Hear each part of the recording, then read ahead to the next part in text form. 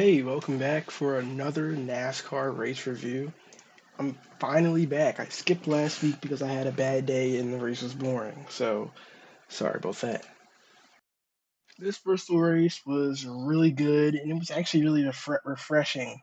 Seeing tire saving for the first time in I really don't know how many years. It's been so long since I saw a tire management race. But uh, it kind of looked like a plate race at times, the way they were racing in the first half, two by two at Bristol, staying in a pack. At one point, I saw the last place car about 10 laps into the run was about 7 or 5 seconds back from the leader. So it was quite interesting how they were running today. The first driver I want to look at is Josh Berry. Now, results don't matter as much in this race as the ensuing tire warfare turned this race into kind of a crap show. Now, Josh Berry early on in this race led some laps, and it was very promising because he's a rookie. Technically, he ran a couple of races last year, and I think maybe in 2022. I'm not sure, but he did. He has run a couple of races in the next gen. I saw him at Dover one year running the next gen. So for Alex Bowman, so Josh Berry is running good at a short track. He saved his tires well, and led about 25 laps, and it was exactly 25 laps. So that's good. He clawed his way back to 12th after some pit road issues, and that's whatever. Another rookie I'd like to take a look at here is John Hunter Nemechek. John Hunter Nemechek in a Toyota.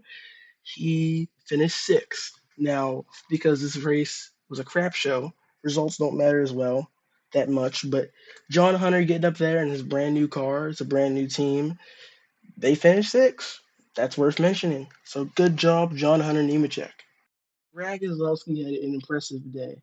Now, Brad is a good race car driver at all tracks. He's been a good race car driver for 10 years now, for more than that.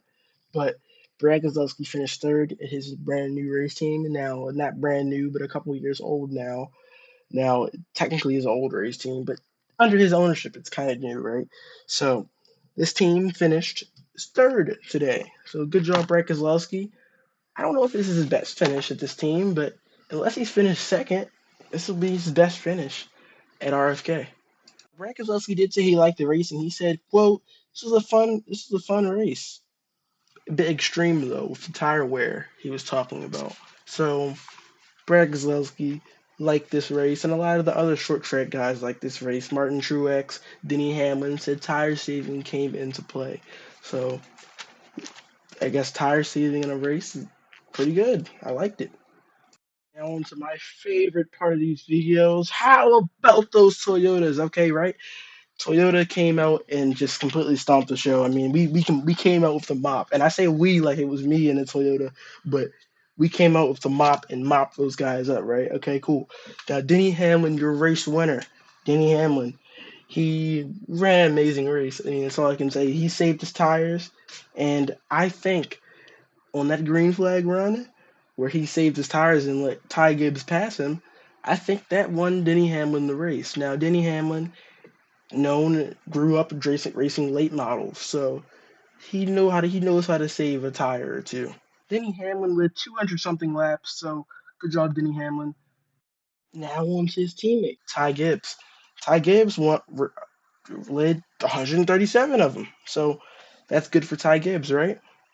Ty Gibbs probably lost this race on not tire saving, so he didn't save his tires as good as Denny Hamlin, and he fell off and had a flat right rear tire and was limping around the track, so that lost him a lot of time, and he would end up finishing, I think it was 12th. I'm not sure about that, but it was up there, right? Either way, this kid is bound to get his first win this year.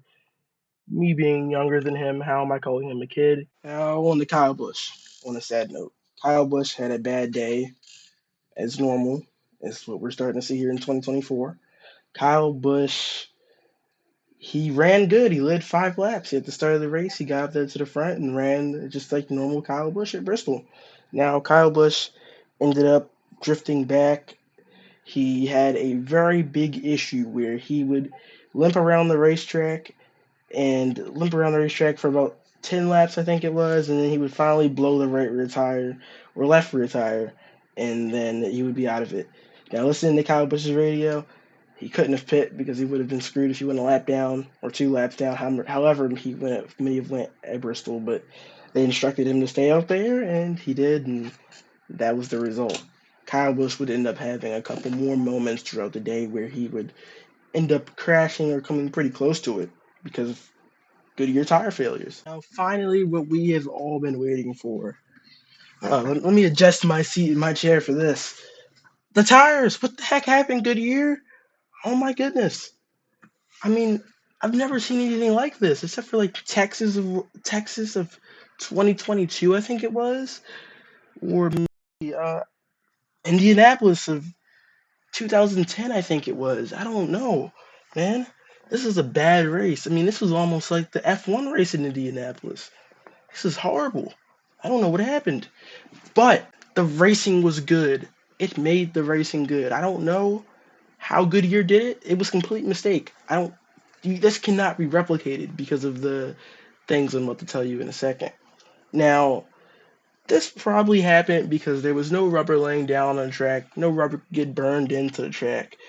And the track temps were low. I checked the degrees outside, and assuming off of how the track temps usually work and how the track heats up with cars on it, the track temp was probably fairly low. Now, I don't know the exact track temp. Nobody actually knows the exact track temp, not even when they display it on the broadcast. It's simply kind of a reference. Now I don't know what was wrong, really. The tire was the same. There's been a lot of debate over what tire was being used today, but the professionals say the tire was the same. So, what was wrong? Probably just a bunch of factors that came in.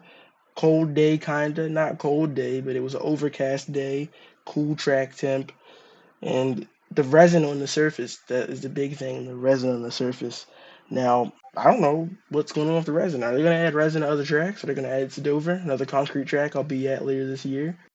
But really getting back to what I thought of this race, I mean, it was a really, really good race. I mean, you saw passing, you saw a lot of passing, you saw a lot of comers and goers. I mean, even the vibe of the race was cool. You saw the red and white walls. That was pretty cool. It gave a throwback feeling to it. It really looked like a throwback race. They were all around the bottom. It looked like Bristol in the 90s, Bristol from when Dale Earnhardt was racing. So, I mean, yeah, I guess NASCAR succeeded here. This was good. I liked it. No top lane, which was kind of a bummer, but it's whatever. Bristol provided great racing once again. I'll see you guys next week after Coda. Maybe we'll skip Coda because it's a road course, and who knows how that's gonna go. Maybe if it rains, it'll be worth a review video. Who knows? But I'll see you guys here next week. And if I don't make a Coda video, I'll come out with a video maybe about Jimmy Johnson or Kyle Busch. That guy. See you guys next week.